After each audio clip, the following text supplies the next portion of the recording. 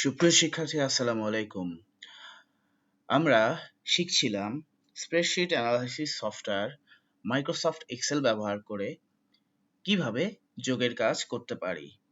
আমরা বিগত ভিডিওতে পদ্ধতি 1 ব্যবহার করে যোগের কাজ করেছি।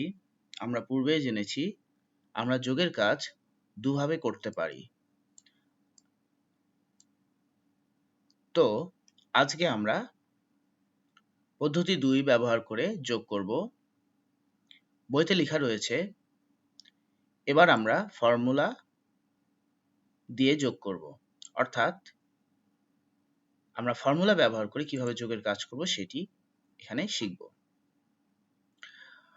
বলা হয়েছে আমরা স্টুডেন্ট 4 এর ষষ্ঠ শ্রেণী ও সপ্তম শ্রেণীর উপস্থিতি যোগ করব। বাঁদিকে খেয়াল করুন, স্টুডেন্ট 4 99 জন, ষষ্ঠ শ্রেণীর এবং সপ্তম শ্রেণীর স্টুডেন্ট 4 112, এই দুইটি সংখ্যা আমরা যোগ করব।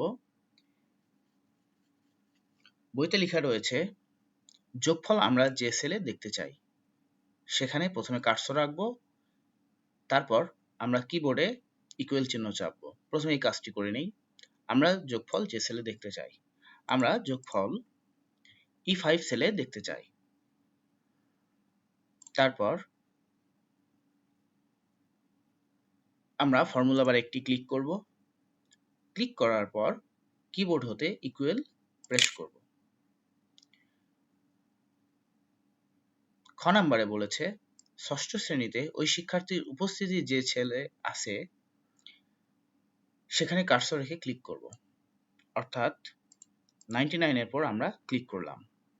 এরপর বলেছে ক্লিক করলে ওই সেলের নামটি ইকুয়াল চিহ্নের পাশে চলে আসবে। খেয়াল করুন আমাদের 99 বা 99 সংখ্যাটি B5 সেলে রয়েছে।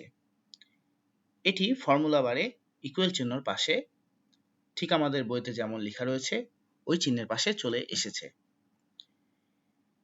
ঘ নম্বরে বলেছে এবার আমরা কিবোর্ডে প্লাস চিহ্ন চাপব। আমি আগেই বলেছি প্লাস চিহ্ন রয়েছে আমাদের উপরের দিকে, সুতরাং আমাদের শিফট প্রেস করে এই কিটি চাপলে আমাদের প্লাস চিহ্ন কাজ করবে। তো ফর্মুলা বারে আমি আবারও ক্লিক করলাম, এরপর শিফট প্লাস। এরপর বলেছে তারপর আমরা ওই শিক্ষার্থীর সপ্তম শ্রেণীর উপস্থিতি যে সেলে আছে সেটিতে ক্লিক করব, এতে করে ওই সেলের নামটি প্লাস চিহ্নের পাশে চলে আসবে। অর্থাৎ 112 যে সেলে রয়েছে সেই সেলটিতে ক্লিক করব। তাহলে আমরা ওই সেলটিতে ক্লিক করলাম। খেয়াল করুন এই সেলটি 112, এইটির নাম বা এইটির অ্যাড্রেস D5 এবং এইটি আমাদের ফর্মুলা বারে চলে এসেছে।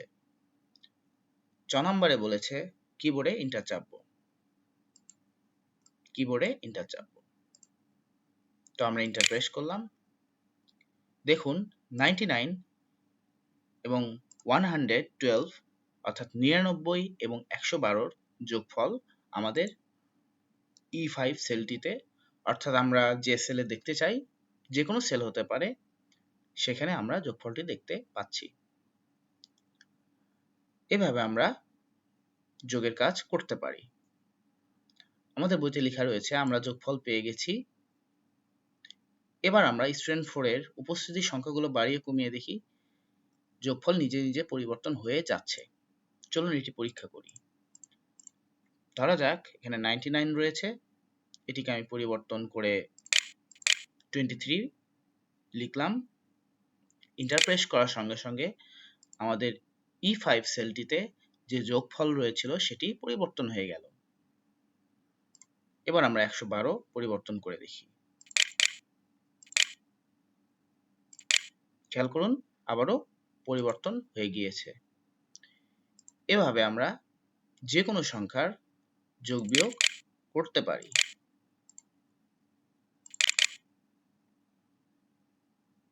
আমি বললাম যোগ বিয়োগ করতে পারি।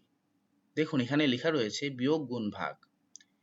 একইভাবে আমরা ফর্মুলা ব্যবহার করে বিয়োগ, গুণ ও ভাগও করতে পারবো, শুধুমাত্র প্লাস চিহ্নের জায়গায় মাইনাস, অ্যাস্টেরিস্ক বা স্টার চিহ্ন যেটাকে আমরা গুণ বলি, এবং স্ল্যাশ বা ভাগ চিহ্ন ব্যবহার করতে হবে। ফর্মুলা একই থাকবে, শুধু সিম্বল চেঞ্জ হবে। প্লাস ছিল, এটাকে আমরা মাইনাস করব। এটি মুছে দিই। এবার আমরা কিবোর্ডেতে মাইনাস প্রেস করলাম এবং এন্টার প্রেস করলাম। খেয়াল করুন এখানে আমাদের বিয়োগফল চলে এসেছে। আমরা জানি বিয়োগ করার ক্ষেত্রে প্রথম সংখ্যা অপেক্ষা দ্বিতীয় সংখ্যা বড় হলে বিয়োগফল নেগেটিভ, অর্থাৎ তার আগে মাইনাস চিহ্নটি চলে আসবে। ঠিক আছে, এখন যদি আমি এই ফর্মুলা বারে চিহ্ন পরিবর্তন করে দেই বা সিম্বল পরিবর্তন করে গুণ দেই, তাহলে আমাদের গুণের কাজ হবে। খেয়াল করুন গুণ রয়েছে 8 এর উপরে, তাহলে যেহেতু উপরে রয়েছে শিফট প্রেস করে আমরা 8 প্রেস করব। খেয়াল করুন ফর্মুলা বারে আমাদের গুণ চিহ্ন চলে এসেছে। এখন আমরা এন্টার প্রেস করব এবং 99 এবং 112 এর গুণফল আমরা এই সেলটিতে দেখতে পাচ্ছি। এবার আমরা গুণের বদলে ভাগ চিহ্ন ব্যবহার করব। ব্যাক স্পেস দিয়ে গুণ চিহ্নটি মুছে দিলাম, এরপর কিবোর্ড হতে স্ল্যাশ চিহ্ন বা ভাগ চিহ্নটি দিলাম, এরপর আবার এন্টার প্রেস করলাম। 99 কে 112 দ্বারা ভাগ করলে আমাদের এই ভাগফলটি চলে আসে। চলুন এরপর আমরা এই কাজগুলো করি এবং আমরা আমাদের খাতায় লিখে রাখব। আমরা বইতেও লিখে রাখতে পারি। প্রথমে স্টুডেন্ট 1 এর ষষ্ঠ শ্রেণী থেকে সপ্তম শ্রেণীর উপস্থিতির পার্থক্য কত? তাহলে স্টুডেন্ট 1, যদি আমাদের এরকম ডাবল সিলেকশন হয় তাহলে আমরা কিবোর্ড হতে এস্কেপ প্রেস করে পূর্বের জায়গায় ফিরে যেতে পারি। অর্থাৎ আমাদের ভুল সিলেকশন হলে এস্কেপ বাটন ব্যবহার করে আমরা সেটি থেকে বের হয়ে আসতে পারি। প্রথমে আমরা কোন ঘরে বিয়োগফলটি দেখতে চাই? আমরা এই ঘরটিতে, অর্থাৎ E2 সেল, এই ঘরটিতে বিয়োগফল দেখতে চাই। স্টুডেন্ট 1 থেকে ষষ্ঠ শ্রেণীর সপ্তম শ্রেণীর স্টুডেন্ট 1 বিয়োগ করব। তাহলে ফর্মুলা বারে প্রথমে আমরা সেলটিতে ক্লিক করলাম যে সেলে আমরা বিয়োগফল দেখতে চাই। এরপর আমরা ফর্মুলা বারে গিয়ে যাব, কিবোর্ড হতে ইকুয়াল প্রেস করব, এরপর স্টুডেন্ট 1 এর সংখ্যাটি অর্থাৎ 102 এই সেলটি সিলেক্ট করব, B2, এরপর আমরা কিবোর্ড হতে মাইনাস প্রেস করব, এরপর আমরা 104 যে সেলটিতে রয়েছে সেটিতে ক্লিক করব, অর্থাৎ D2। খেয়াল করি আমাদের বইতে লেখা রয়েছে B2 মাইনাস D2। এরপর ইন্টার, ফলাফল কি আসে আমরা দেখে নেই। এরপর আমরা কিবোর্ড হতে ইন্টার প্রেস করলাম। খেয়াল করুন এখানে আমাদের ফলাফল এসেছে -2। আমাদের বইতে একটু ভুল রয়েছে, এখানে শুধু 2 লেখা রয়েছে, এটি -2 হবে। এর কারণ হচ্ছে প্রথম সংখ্যা থেকে যদি দ্বিতীয় সংখ্যা বড় হয় বিয়োগ করার ক্ষেত্রে, তাহলে আমাদের নেগেটিভ ফলাফল আসবে। আমরা এটি সংশোধন করে নিব এবং বইতে লিখব।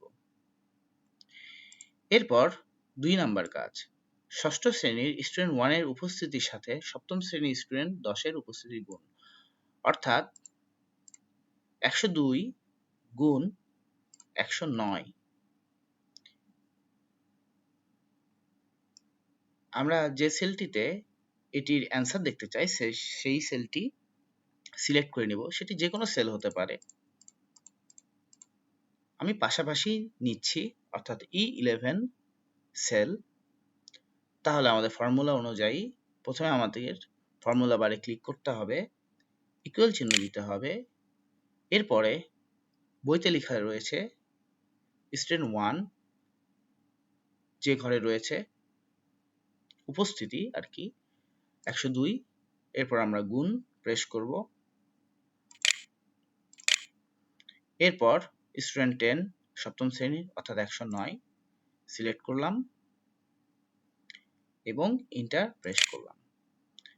তাহলে 102 এবং 109 এর গুণফল আমাদের এই সেলটিতে দেখা যাচ্ছে। তাহলে আমরা 2 নম্বরে এখানে লেখা রয়েছে কম্পিউটারের যে ফর্মুলা ব্যবহার করেছি, তাহলে আপনাদের অ্যান্সার হবে B2 asterisk বা স্টার চিহ্ন বা গুণ চিহ্ন D11। তাহলে আমরা এখানে এইটুকু লিখব। ঠিক আছে। এরপর 3 নম্বরে বলেছে ষষ্ঠ শ্রেণীর স্টুডেন্ট 9 এর উপস্থিতিকে 10 দিয়ে ভাগ করলে ফলাফল হবে 10।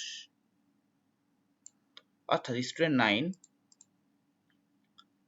যে ঘরে রয়েছে, আবারও আমি স্কেপ দিচ্ছি কারণ আমার ডি সিলেকশন হয়ে গেছে, মিস সিলেকশন। 100কে আমরা 10 দ্বারা ভাগ করব এবং ফলাফল হবে 10।